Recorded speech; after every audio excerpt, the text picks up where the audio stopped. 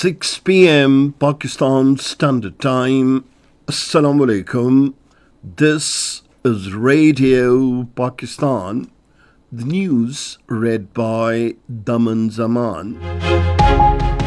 The headlines. The Prime Minister has arrived in Baku to participate in the celebrations of the 5th anniversary of the Victory Day of Azerbaijan. Shehbaz Sharif says the international IT companies like Google are expressing confidence in the government's policies to promote ease of doing business in Pakistan. The National Assembly was informed today that Pakistan and Bangladesh are working on the resumption of direct flights to boost trade and tourism. The Foreign Office says at the Istanbul talks, Pakistan has handed over evidence-based demands to mediators aimed at bringing an end to the cross-border terrorism. The United Arab Emirates is working to increase aid deliveries into Gaza through a sea corridor from Cyprus. The third and last one-day cricket international between Pakistan and South Africa will be played in Faisalabad tomorrow. And now the news in detail. The Prime Minister Mohammad Shehbaz Sharif has arrived in Baku on a two-day official visit to participate in the celebrations to mark the 5th anniversary of the Victory Day of Azerbaijan. He is visiting Baku at the invitation of President of Azerbaijan Ilham Aliyev.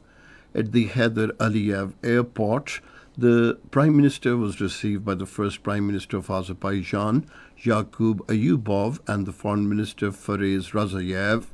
During the visit, the Prime Minister will meet President Ilham Aliyev to review the entire gamut of bilateral relations and identify new avenues to further deepen cooperation in diverse sectors, including trade and investment, energy, defense, education, and regional connectivity. The two countries maintain close cooperation in regional and international fora, including the Organization of Islamic Cooperation, the Economic Cooperation Organization, and the United Nations. The Prime Minister Mohammad Shehbaz Sharif says Pakistan and Iran share steadfast commitment to work in cohesion and cooperation for global peace and unity of the Muslim Ummah. He was talking to the Speaker of the Iranian Parliament, Mohammad Bakir Ghalibaf, who called on him along with a delegation in Islamabad today. The Prime Minister also reiterated firm commitment for peaceful means of dialogue and diplomacy for the resolution of all outstanding disputes around the world.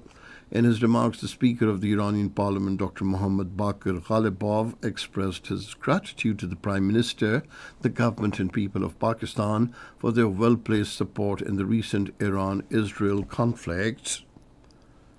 The Prime Minister Mohammad Shehbaz Sharif has welcomed the establishment of offices and investment by Google in Pakistan.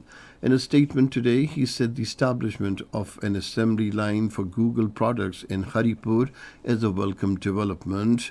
The Prime Minister said international IT companies like Google are expressing confidence in the government's policies to promote ease of doing business and investment in Pakistan. He said local manufacturing of IT products will not only make them cheaper for Pakistani consumers, but developing export industry of these products will help increase the country's foreign exchange. The Prime Minister said making Pakistan a digital nation has been his government's topmost priority. The Prime Minister said the federal government is providing laptops to 100,000 talented youth to equip them with resources to progress in the sector. Shehbaz Sharif said efforts are underway to make Pakistan a hub of information technology in the region. The National Assembly was informed today that Pakistan and Bangladesh are working on early resumption of direct flights to boost trade and tourism. Responding to a question during question hour, the Minister for Parliamentary Affairs, Dr. Tariq Fazal Chaudhry, said Bangladesh has allowed two Pakistani airlines, namely Fly Jinnah and Air Sayal, for operating flights between the two countries. He further informed that Pakistan attaches immense importance to its relations with Bangladesh and has undertaken a series of political and economic initiatives to enhance bilateral ties. The Minister for Parliamentary Affairs informed that a memorandum of understanding has been signed for the export of 200,000 metric tons of rice. This is Radio Pakistan giving you the news. The third round of talks between Pakistan and the Afghan Taliban resumed in Istanbul yesterday in the presence of mediators. The Foreign Office spokesperson Tahir Hussain Andarabi at the weekly media briefing in Islamabad today said Pakistani delegation has handed over its evidence-based, justified and logical demands to the mediators with singular aim to put an end to cross-border terrorism. The spokesperson said the mediators fully endorse Pakistan's stance on the basis of the evidence in line with the tenets of the international law and principles. He said mediators are discussing Pakistan's demands with the Afghan Taliban delegation point by point.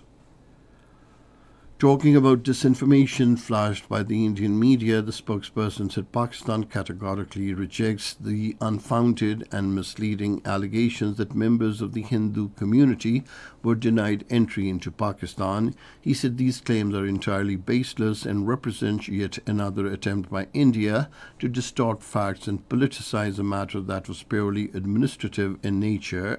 Replying to a question, the spokesperson said Pakistan's demand to the Afghan Taliban regime is that infiltrators of Fitna al-Khawarij should not be allowed to operate from the Afghan soil and kill innocent Pakistanis. Answering yet another question about the Indian war preparations and military exercises, Tahir Indarabi said Pakistan's military preparedness is robust. The armed forces, the political leadership and the people of Pakistan are fully geared to the defense of the country and protect the sovereignty and territorial integrity in the wake of the Indian aggression.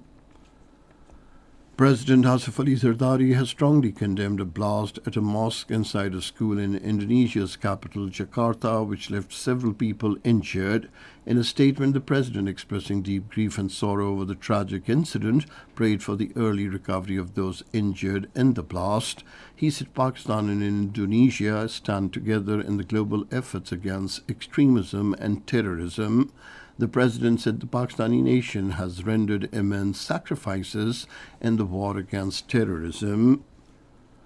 The United Arab Emirates is preparing to increase aid deliveries into Gaza. UAE's Minister of State Lana Nasibe said today that a sea corridor from Cyprus is essential alongside land and air access. She said a maritime route channeling pre-screened aid from the East Mediterranean island is a vital lifeline to the people of Gaza. The United Arab Emirates has partnered with Cyprus in supplying large quantities of aid to the Palestinian enclave.